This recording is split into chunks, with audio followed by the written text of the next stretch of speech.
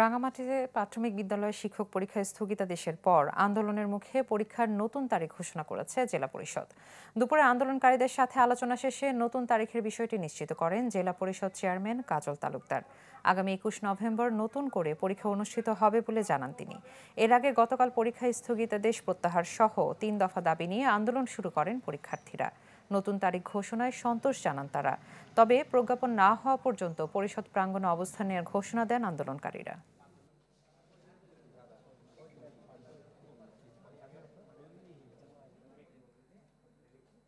Meeting এ গিয়ে আমরা একটা সিদ্ধান্ত ওনাদের কাছ থেকে নিয়ে আসলাম। সেই মূল সিদ্ধান্ত যেটা হচ্ছে আগামী ২১ তারিখ পরীক্ষা হবে।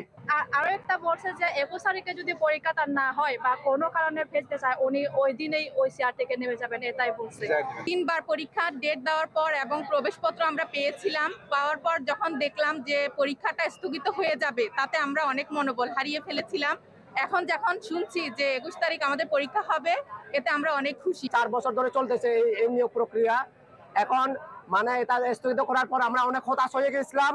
এখন ২১ তারিখে পরীক্ষা হবে, এটা এই ঘোষণা পাওয়ার পর এবং বিজ্ঞপ্তি পেলে আরো বেশি খুশি হব।